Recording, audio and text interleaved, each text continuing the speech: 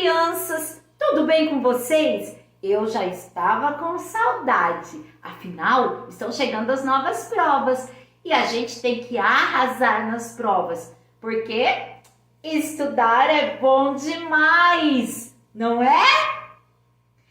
Hoje, vocês estão vendo que eu estou aqui num lugar um pouquinho diferente. Não é a nossa salinha, não é verdade?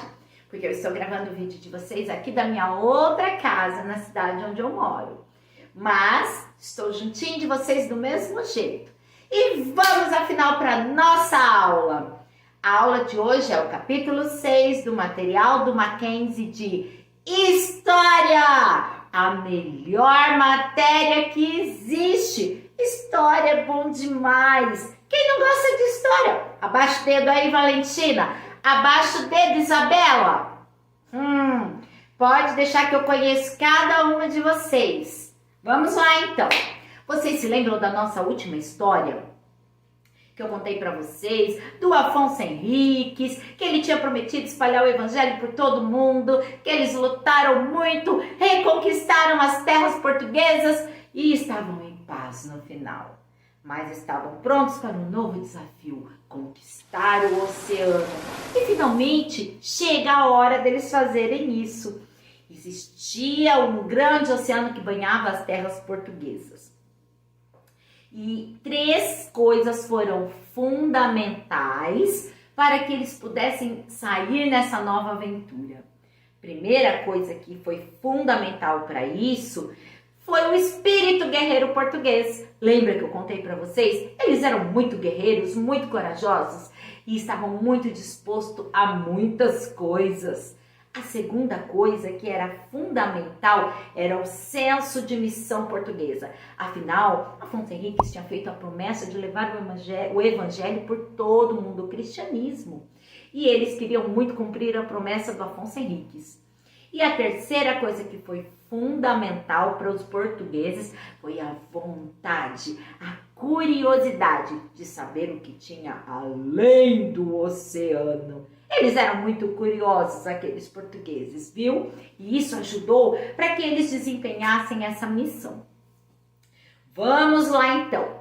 Tinha vontade, tinha o espírito guerreiro, tinha o senso de missão. Não tinha dinheiro. E sem dinheiro não dá para fazer muita coisa, né? Os portugueses precisavam urgentemente que alguém financiasse aquela empreitada que eles queriam fazer. Mas quem? Quem ajudaria os portugueses nisso? Então surgem a ordem militar dos templários. Quem é esse povo? Os templários é um povo que já tinha tido muitos problemas com vários países da Europa. Muita luta, muita guerra, mas Portugal sempre defendeu os templários e deu para eles onde ficar, um lugar para ficar. E eles eram muito gratos a Portugal por isso. E como eles tinham essa grande gratidão e eles também tinham muito dinheiro, foi perfeito. Eles falaram assim para os portugueses: pode deixar, povo português, a gente vai financiar a missão de vocês. Pronto, deu tudo certo. Isso deu tão certo que depois a Ordem dos Templários passou a se chamar Ordem de Cristo. Olha que legal. Então tudo pronto para a nova missão portuguesa. E lá vão eles. Sabe quem era o rei nessa época ainda? O mesmo Dom João I. Lembra dele? Camarada top, não é? Ele foi muito corajoso. Lembra da história do Dom João? E o Dom João tinha um filho que se chamava Henrique. Esse Henrique, ele começou a falar assim: pai, o senhor fica esperto. O senhor fica esperto com aqueles mouros. Os mouros, lembram dos mouros? Aquele povo que tentou tomar as terras portuguesas. Então Portugal estava aqui e os mouros estavam logo aqui num pequeno lugar na África. E era muito pertinho de Portugal. E o Henrique falou assim: pai, se o senhor não prestar atenção, os mouros vão invadir, vai tomar as nossas terras. E o pai pensou, o Dom João pensou. Você está certo, Henrique. Vamos resolver esse problema. A gente invade Portugal antes que ele nos invada. A gente invade a terra dos mouros antes que ele nos invada. Isso aí, a terra que eles foram invadir se chamava Celta. A cidade de Celta, onde os mouros estavam vivendo. E E aí o Henrique fez uma coisa muito grande. 20 mil homens, 212 embarcações. E falou, vamos atravessar o oceano e vamos destruir Celta e acabar de vez com aqueles mundos. E eles fizeram isso mesmo. E deu tudo certo. Eles venceram a batalha, tomaram a cidade de Celta e o mais importante de tudo, eles atravessaram o oceano.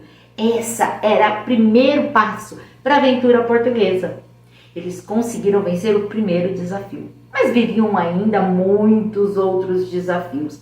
O Henrique, o filho de Dom João, ficou tão famoso depois de tudo isso que foi nomeado Cavaleiro Henrique I. Olha só, Dom Henrique, que chique, né? Deu tudo certo para eles. Então é a hora de partir para novas aventuras. Depois que eles fizeram essa façanha de tomar a cidade de Celta, eles falaram, agora a gente vai, vamos descer a África. E aí o primeiro grande desafio apareceu. Era tão grande esse desafio, chamado de Cabo do Medo. Que medo! E era isso mesmo, dava muito medo, crianças. O cabo, na verdade, o nome dele era Cabo Bojador. Mas ele era tão temido que ele era chamado de Cabo do Medo. Por que tudo isso? Por que tanto medo assim? Porque lá existiam muitos recifes de corais. Quem já viu um recife de coral aqui?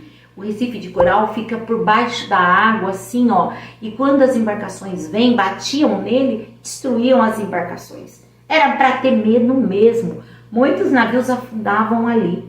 Mas Portugal achou um jeitinho de passar pelo Cabo do Medo. E depois que eles conseguiram finalmente atravessar o Cabo Bojador, vamos agora conquistar o oceano. Ainda novamente outro grande problema. Mas esse problema já foi superado por um homem maravilhoso. Ele se chamava Bartolomeu Dias. Olha esse camarada temido, terrível. O cara era bom mesmo. Ele fez então o que ninguém tinha feito. O segundo desafio que Portugal tinha que enfrentar se chamava Cabo das Tormentas. Era muito difícil. Ficava lá no finzinho da África, no extremo sul. E eles não sabiam como passar por lá. Muitos já tinham tentado, mas eles não conseguiam vencer o Cabo das Tormentas. E quem conseguiu fazer isso finalmente foi o famoso Bartolomeu Dias. 70 anos depois. Vocês acreditam, crianças? 70 anos depois ele conseguiu vencer o Cabo das Tormentas. E aquele cabo tão temido passou a se chamar então Cabo da Boa Esperança. Eles mudaram até o nome, porque depois que eles venceram o Cabo das Tormentas, a esperança era de chegar às Índias. E era tudo o que eles queriam. Vencer o desafio e chegar às Índias. Era o próximo objetivo português.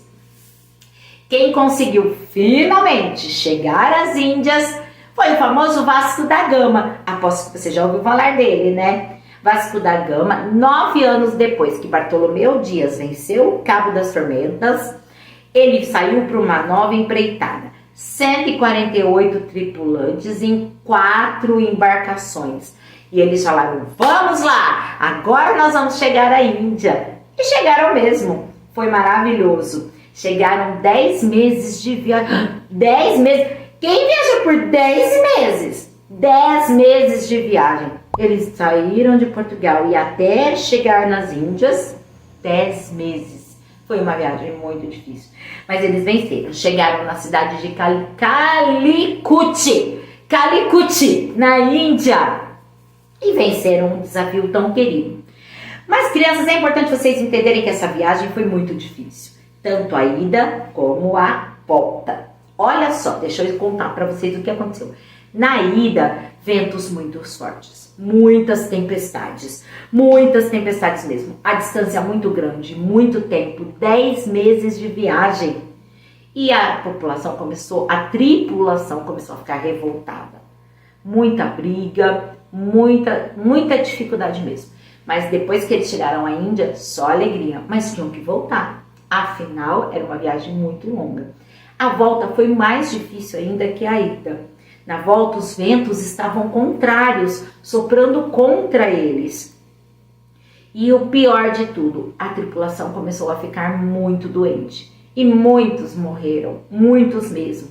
Eles saíram com 148 tripulantes e voltaram para Portugal apenas com 55. Olha quanta gente morreu na nossa viagem. Nossa, foi muito triste. Mas essa história... Pensa na façanha de Portugal. Foi o primeiro país a conseguir atravessar o oceano. Gente, o que eles fizeram, ninguém ainda tinha feito. Foi maravilhoso. Essa história ficou tão famosa, que um escritor português chamado Luís de Camões relatou essa história num poema muito lindo chamado Os Lusíadas, que conta exatamente a história dessa viagem portuguesa e da façanha que Portugal conseguiu fazer. E depois disso, falta o que agora? Portugal venceu o oceano, chegou à Índia, abriu comércio com a África. Olha que país maravilhoso. O que faltava agora?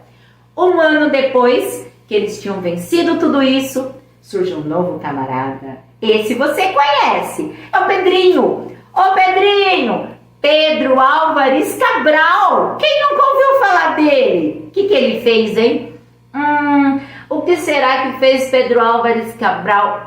Descobriu o Brasil. Vou contar para vocês agora como é que isso aconteceu.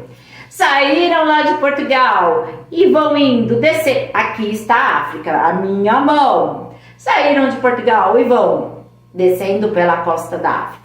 Em um determinado momento da viagem, 44 dias depois, eles se veem em alto mar. Se afastaram da costa da África. E eles olham e veem um monte. Aí alguém grita, terra à vista! Ó, que legal! E eles acharam que era a África, mas não. Esse monte que eles avistaram não era África. E eles olharam para aquele monte e deram o nome de Monte Pascoal. E continuaram em direção a esse monte. Quando eles chegaram lá, eles viram que eram umas novas terras que eles não conheciam. Era a América, que hoje nós sabemos que se chamou América tempos depois. Exatamente na Bahia, onde é hoje o nosso Brasil. E eles chegaram naquelas terras numa alegria e falaram, agora essas terras aqui é do rei português. Povo folgado, né? Mas foi isso que aconteceu. E eles pegaram e tomaram posse daquelas terras em nome do rei de Portugal.